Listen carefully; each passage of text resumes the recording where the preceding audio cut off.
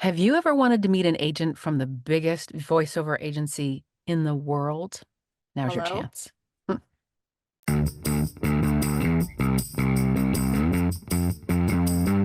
Speechless.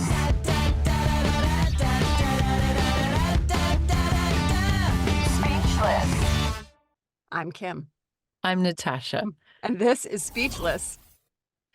Welcome to our behind-the-scenes take on real life and VO, where we share our stories, our resources, and our unsolicited opinions. Today, we have an Atlas talent agency agent named Arielle Negrin.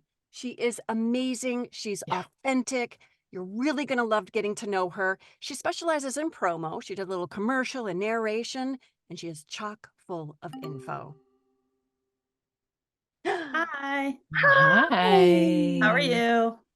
Good. Thank you so much for being here. Yeah, of course. So amazing. Absolutely my pleasure. Amazing. So great to meet you. All right, Likewise, likewise. this is Natasha, the best. So fun and funny and organized. She keeps me organized. I'm I kind love of like that.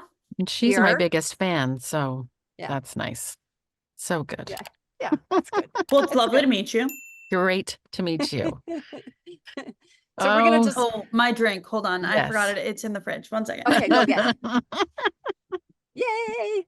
Very curious. Oh, I Okay, think I so know what it is. are you at the agency right now, or are you No, I'm at my house. you're at your house Yes. Or my apartment. or your apartment? It says Atlas Talent Agency. It looks so fancy. Oh, yeah. I'm gonna fix that. You don't have You to. put your name No, on it. that's okay. Okay. All right. There. Cool. Perfect. Yay. So we always start our interviews with toasting. So Sure. what did you bring to drink today, I've got a Arielle? spindrift. Love. Very Nice. And I love fancy. that flavor too. Very That's an fancy awesome What spindrift. flavor Yes, is it's a that? good flavor. Raspberry lime. lime. Like a It's a good raspberry, flavor. like a lime Ricky. Aren't those lime Rickies? But it has no sugar in it, so it's just like, Yeah, it's they're pretty good. I usually honestly don't like spindrift, but I do really like this. Is like the one flavor I really like, so it's pretty good. Okay, well, it's I 4 like- o'clock on the East Coast. Sure. So my husband made me, a Mexican coffee with Kahlua. That sounds it's good. it looks gross, but full this of is whipped like cream. whipped cream and cinnamon That sounds and way better than what I'm oh, drinking. it's Super yum. so good. And what do you have? Well, mine are both mediocre. I brought 2 drinks just because I have a pomegranate kombucha, which actually looks really nice. It does And look then- pretty. I have coffee with Bailey's and foamed milk. Wow, in a you guys were heart-shaped on mug. the same page. I know. Let's cheers to that, everyone. Cheers, everybody. Cheers. Thanks for Cheers. being here. Cheers. Okay. Mm-hmm. All right. Look, even like the mustache. So tell us your story. Okay. So yeah, Arielle, tell us your story. What made you become an agent? We're very And how'd curious. you end up where you are? Sure. So, let's try that again. So Not Spindrift. It's not Spindrift. it's not right. I've been pounding them back all day. No, in college, I studied medicine, so I was actually pre-med. And Wow. I was an EMT. I, did science research, the whole sort of 9 yards.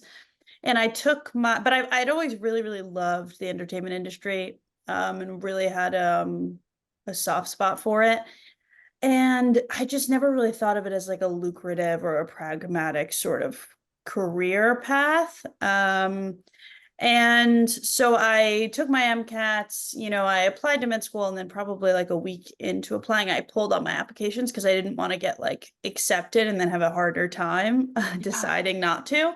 So by that point, I had already decided just not to pursue medicine, at least for the time being. And I sort of told myself I'd give it the good old college try, no pun intended, and pursue the entertainment career. So the entertainment route, more or less. So I wound up getting an internship, and Wow.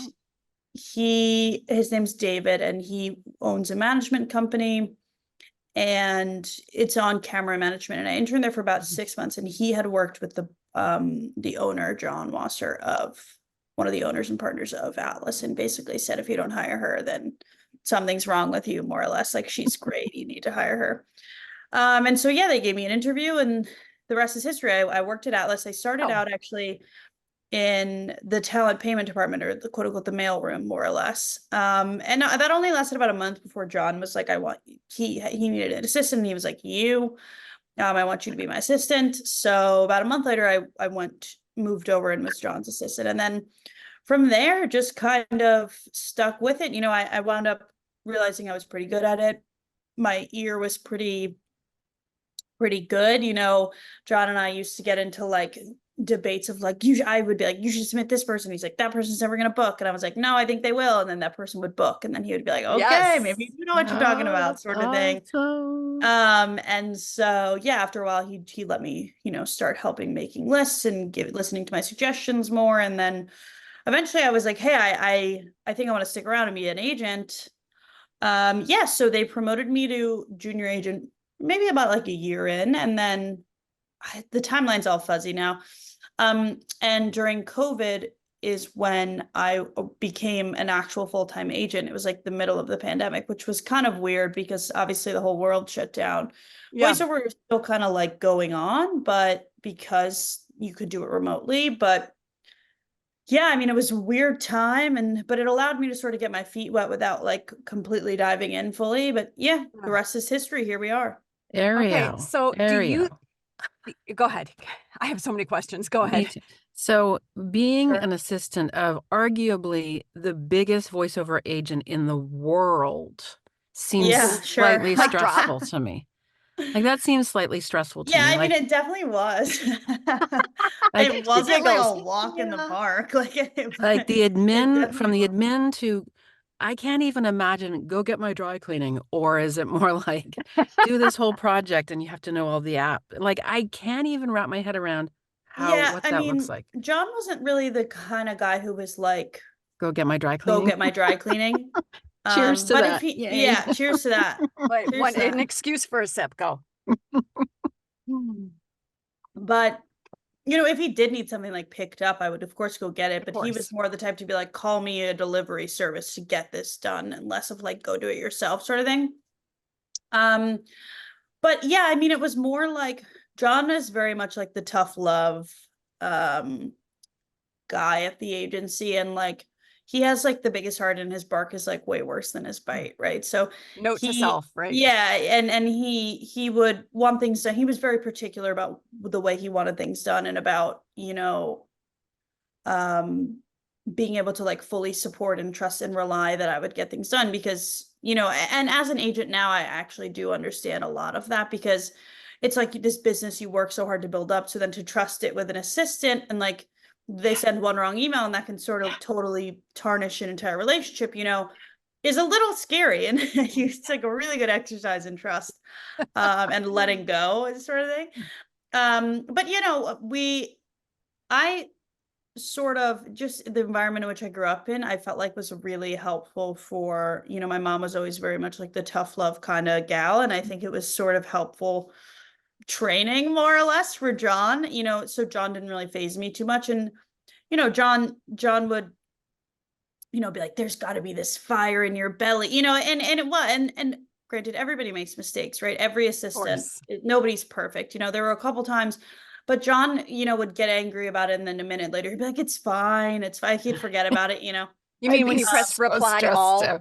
Yeah, right. I pressed reply, and he was like, what did you? And then he was like, it's fine. I know, I get it. And, I would be the type to like quickly recognize it. Yeah, I mean, it was definitely a lot of pressure, but I enjoyed it, and I felt like it was a really good sort of boot camp to prepare me to be an agent. Maybe more so than I would have gotten if working at, another agency or another, even another person, who knows? I'm grateful for the prep he gave me, he helped me in a lot of ways with like, just, connecting dots and like being good at pitching and being good at like putting pieces of a puzzle together, sort of thing. And his memory is like wicked. So it's like crazy good. So he would always be like, yeah, this person's over here and their call letters are this and this and their phone number is this and this. And I was like, what? So yeah. Okay. Well, you look like you're 15.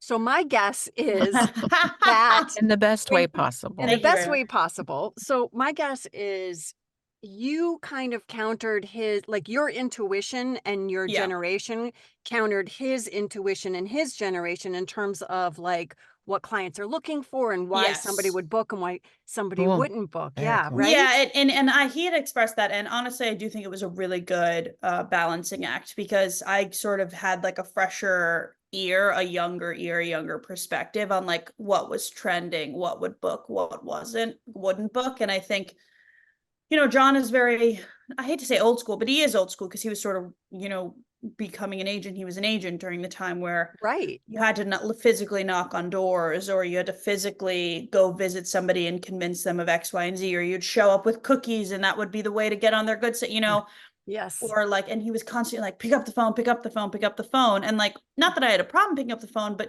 sometimes nowadays it's actually faster to email somebody, Yep. like they're actually going to respond faster if you email versus texting versus this thing, or I would text somebody, be like, you can't text it, has to be an email. I'm like, no, well, actually, texting probably even faster than an email. You know what I mean? So, Yep. and I think of just like trending, I was closer to the ground in the sense of knowing what was trending, what was Yeah. up and coming, what was hip, what was new, and versus John was sort of out of the loop a little bit, I think. And it sort of was, but he would then be able to be like, okay, well, I know this buyer and I know this buyer would want XYZ. So it was like we put both of our heads together and it worked out really well. I Yeah. love it. That's So great. just focus on this because it's fascinating to me. Sure.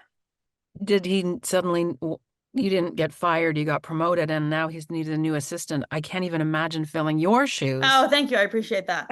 Yeah, yeah, I mean, I remember training some of his assistants that he had after me, and even Plural. during COVID, yeah, and even during COVID, I was like still helping him with his stuff because we didn't have an assistant because it was COVID. Like it was such a weird time. Sure. Right. Yeah. But yeah, his assistant now actually is promoted to is now one of the junior agents at Atlas. So Fantastic. figured it out, filled the shoes, did a good job. And I think also, everybody's sort of different, right? Like Heather Dame, who's in charge of the LA office, used to be John's assistant as well. So Oh, she was the obviously assistant a couple years or a couple assistants before me. And I think, not everybody sticks around, but we're similar, but we have very different working styles. It's like we took what we learned from John and then spun it into our own different version. And I imagine the new junior agent is doing the same thing, right? He took what he learned from John and sort of spun it into his own form of agenting that works for him.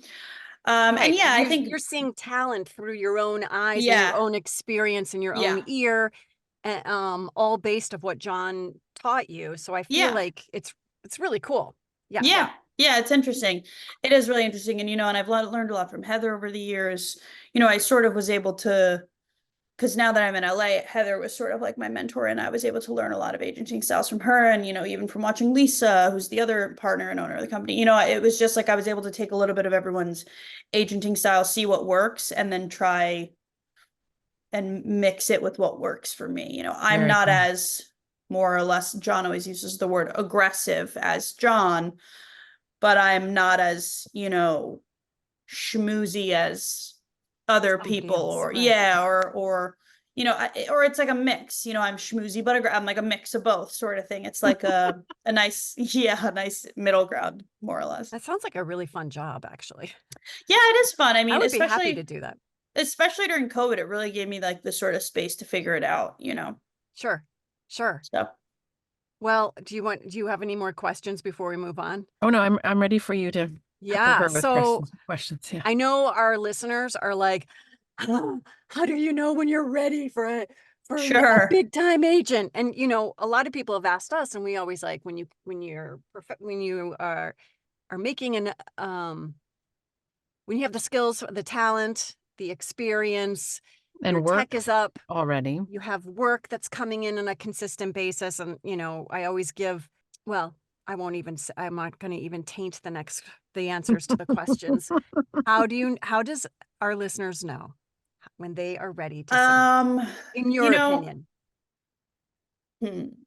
I think it's a little bit of a twofold. One, I think to a certain degree, you have to trust your gut, right? And if you're It is very similar to what you said. If you're booking consistently, if your tech is up to speed, you know, if you have a produced demo, if you know, you're sort of gaining momentum. I think it's an interesting question because, you know, I've seen people who are on the newer side that are ready for representation, and I've seen people who have been doing it for 20 years that I don't necessarily are sort of in the right, you know, it's sort of a catch-22. I would say if you, here's what I would say, if you have a very good understanding of what your voice is and your authentic sound, then you're ready. I think if you don't understand what your authentic sound is and you don't know how to be authentic in your reads, then you're not ready for big representation. Arielle, Quote. are you referring?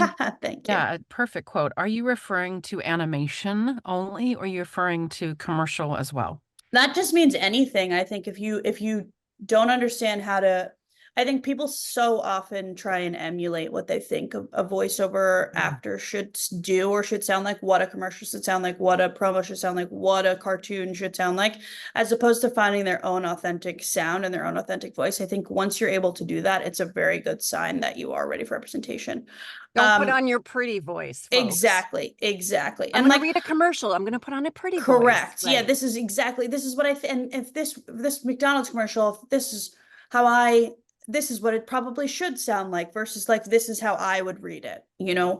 And so many times people get sort of lost in the shuffle of an agency or a list or a roster because they don't understand or have a good grasp on their authentic sound. They just sort of sound like everybody else. But I think that's really an important indication. And then of course, like having the studio to do so, you know, if you have bookings, right? If you've booked a big national commercial or you're the voice of, you know, Charmin Ultra or something, then probably you're ready, you know.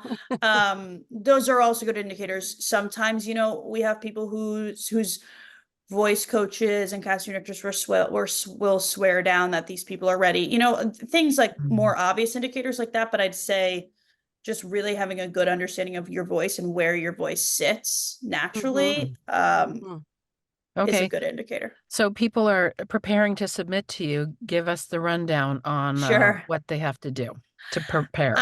So just in terms of, first of all, you have to have finished demos. So if you're commercials, the two main demos I would start with are like a commercial demo, and then if you want to work in the animation game space, like a character or an animation demo. Promo demo is like not something, or like a commercial or promo demo or like a narration demo or like a little bit more niche audiobook demo, things like that. A little bit more niche. I'm not like, you shouldn't, those aren't necessarily priority.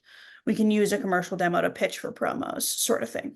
Have to be a finished demo. Demo should be around a minute to a minute and 30. And then on top of that, just a really solid pitch email. So in your pitch email, you should be mentioning things like, you know, where you're based, if you're union or non-union, you know, like age range, ethnicity, if you're comfortable, sexual orientation, pronouns, things that you're comfortable with, but things that sort of tell us who you are and what sort of your sound is, you know. And then I think it's important to highlight anything that, you know, could potentially set you apart, whether that's you speaking other languages, you're an opera singer, you're a rapper, you do spoken word, you can whistle, creature noises, anything that sort of has to do with sound, right? Like, I don't care if you're a professional horseback rider. That is cool, but that doesn't affect us, you know, one bit.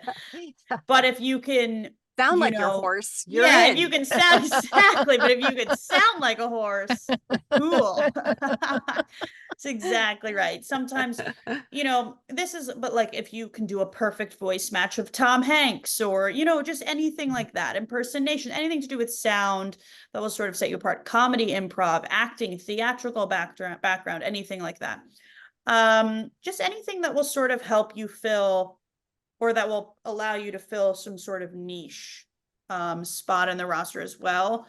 Because the more sort of pools that we can dip you in, was what a weird way of saying that. But you sort of understood what I meant. Yes. The more versatile you sort of display that you are, the better, you know? Because if you're just sort of a one-trick pony who's, you know, just a middle-aged dude who sounds like every other 40 to 50-year-old guy, it sort of is hard for us to justify taking you on when we have a you know, lot. 15 other people who already sound like that. If there's no one thing or two things or three things that will set you apart. Yeah. Yeah. Right, right. So what I'm hearing is it's good to have some recommendations from casting directors or Yes, coaches. 100%. That It's will good. help. That will It's good help. to have your commercial demo plus maybe some other kind of demo just to kind of give Yeah, you a little niche. Um, lay out some special skills sound sure. wise. Exactly. Okay, so that's good. That's good. So I'm just wondering, so there's probably a lot of don'ts, like don't do this. yes, And I bet you've seen it in your time, like some hilarious yeah, things. we need some Yeah. good ones. We need some good ones. So many people spell my name wrong. My name is quite literally my email, so I do not understand that. Do not spell the person's name wrong that you're emailing. Don't do Right. that. Number Are one, you like don't. It's Absolutely. immediate turn off for me. Immediate turn off because I'm like, you couldn't even be bothered to look up my name.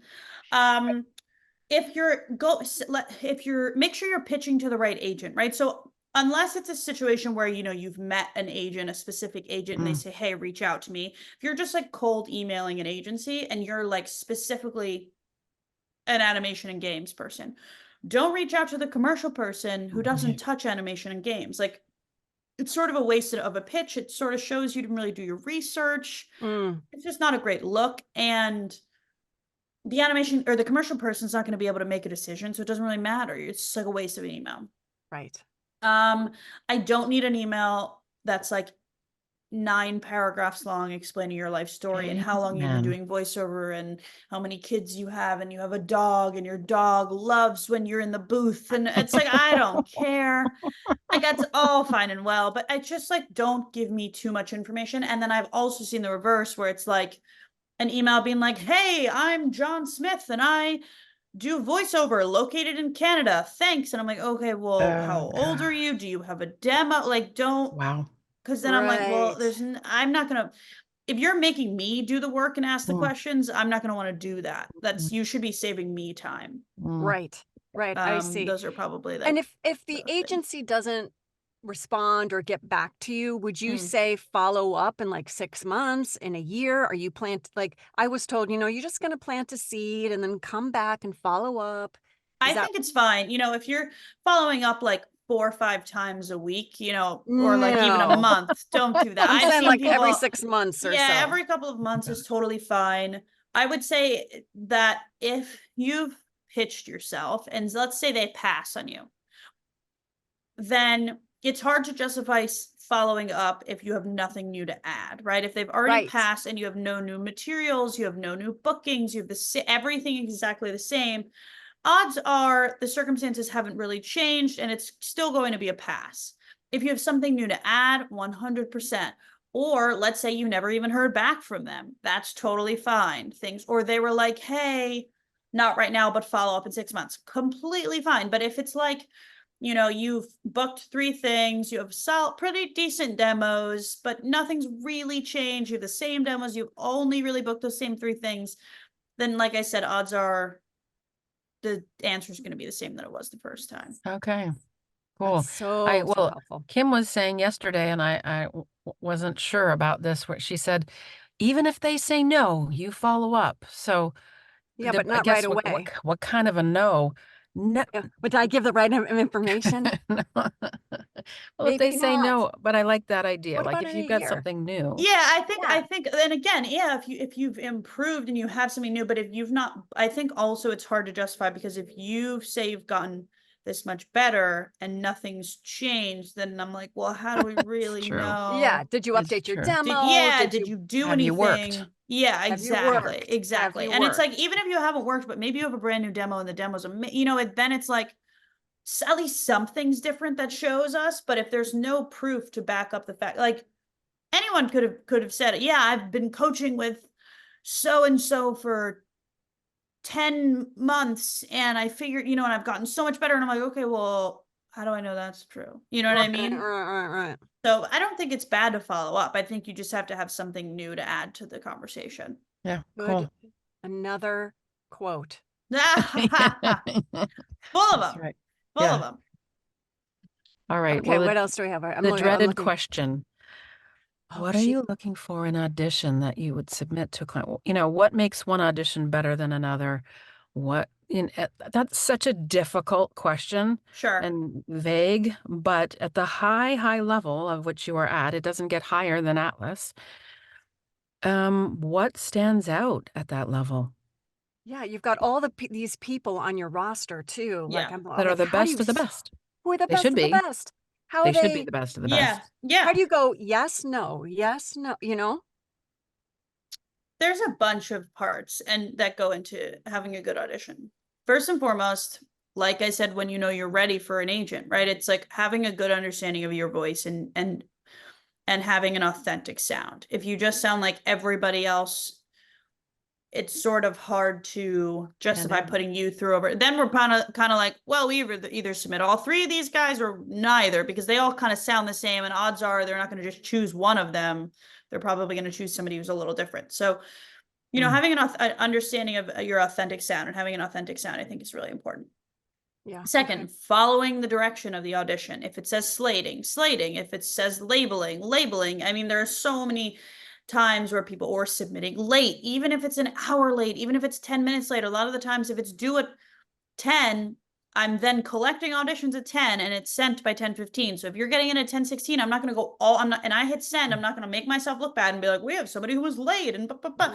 So getting your auditions in on time is, it seems obvious, but there are so many people who are late. And Even at granted, your level, there are yes, still granted, people. and it's obviously there are exceptions. You have things going Of on, you know, course. completely understand.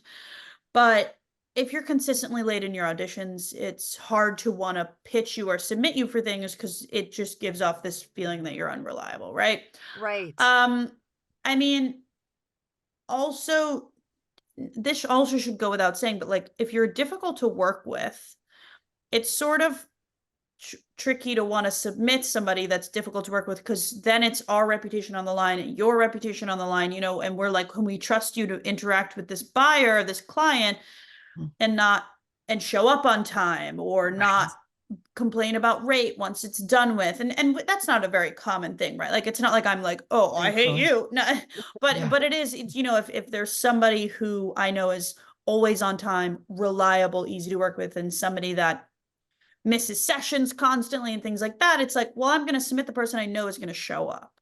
And then I think not being afraid to have a little fun with it. Obviously with promos, and I know I've talked about this in the past, but with promos, you know, a promo is a promo is a promo, in the sense of like there is sort of more of a formula and there's less freedom and fun you can have with a promo, but understanding the subtle nuances of the copy and sort of being able to put your own spin on it, whether that's promo, commercial, animation, you know, can help set you apart from the pack, so that we're, you know, it's not 50 of the same auditions. You know, I'm like, oh, she really made a bold choice there. She wasn't afraid to sort of step out of the box.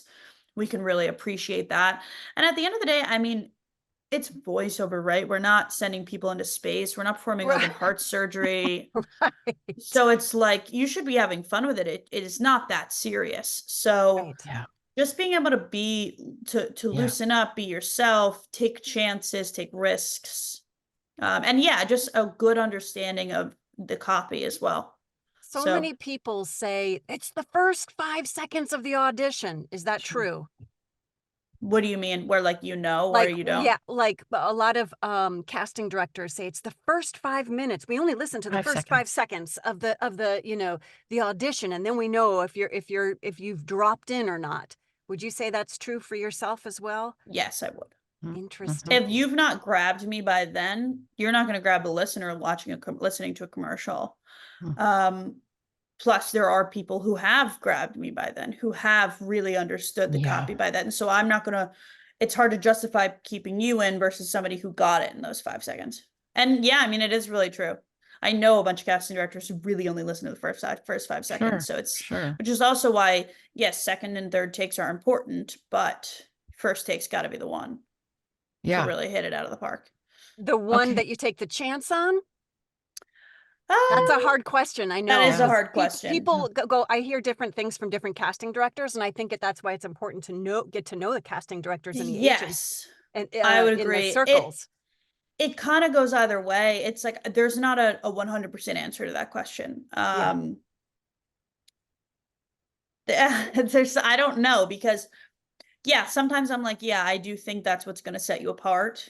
But it could also, but it also could right. go the other way. Yeah. Yeah. Which is why I'm a fan, like for promos, right? I'm a fan of two takes, right? One take is like the take you think is like your spin on it, your interpretation, and then like the second take is a little bit more conventional, closer to maybe what they normally book, right? Yeah. But I'm also like, well, maybe sometimes you do it the other way around. I think it does have to do with just understanding who's casting it, knowing your audience.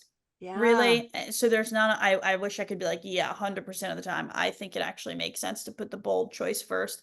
Because I know that there are some casting directors, some producers, some clients who are much more conservative. And I'm like, they are never the one to make a bold choice with. They are the ones who you want to just sort of stick to the formula they give you and so it really depends. I know that's not a great answer, casting but directors, get to know the producers, get to know them. That's Well, that's the tricky. key. Yeah. That's tricky in that's itself. the key. Might take a lot of workshops. Arielle, is there actually turnover with the roster at Atlas? I say that, of Because we course look at there it is. going, Yeah, like the roster size, like does it change? Is there turnover? What are the secrets to the kingdom, Arielle? Like, you mean, do clients leave and do we get new clients, sort of Yeah, thing? do Or you ever let go of talent? yeah, of course we do. I mean, it would Why? be Just wondering. no, we do. I mean, it would be hard to justify not getting rid of somebody who hasn't booked in 5 years. Okay, Because then it's like, well, then our roster's too full. We have too many people to service. How can we take on these other 20 new people? Because, it's like trends change, voices change. Sometimes people retire. We have voices that used to be huge voices 20 years ago that don't really work anymore and are like, yeah, I don't feel like doing this anymore. I'm out. Or we have people, who've really had good runs 10 years ago and sort of hasn't booked a thing in 6 years, and it's hard to sort of justify keeping them around Sure. if they're not keeping up with the trends. Right. And we'll keep people sometimes just because they've been with us for 20 years and they're not hurting anybody, you know what I mean? Like, Sure. but at a certain point it's hard to justify taking on new clients if we let's say we have 600 people on our roster. Well, if we took on 100 more in the course of 3 years, eventually we'll be at 1,000. And it's like, well, we have to let some people go because it's impossible to service that many people. It's impossible to give every one of those people a booking. Right. Yeah. Right. This is There's only so much to go around, right? Right. Yeah. And oh my gosh. you've rendered us speechless. So So if people want to submit to Atlas, or particularly you, what should we know? I don't work in animation or games at all. Okay. That is not my domain. If you are just in animation and games, dubbing, anime, things like that, that's your shtick, that is great, but I'm not the person to submit to. I don't really know that world at all. Not that I don't know that world at all, but that's just not really my domain. If you're somebody who does commercials, promos, audiobooks, trailers, narration, things like that, totally fine. Radio imaging, not really my domain. TV affiliates, also not really my domain. And like I said, characters and things, not really my domain. But everything else is sort of fair game. I work a little bit in everything. But the bulk of my work is promos. I'd say promos and trailers. So they've got to be ready. They've got to be ready. Yes, and in order to submit to you. Yeah, and I wouldn't I wouldn't take this chance lightly, right? Don't submit just to submit. There you Only go. submit if you feel you're ready. it's amazing how some people in this industry that can make decisions really do look at your Instagram. They research you. They know who you are. So don't fuck it up.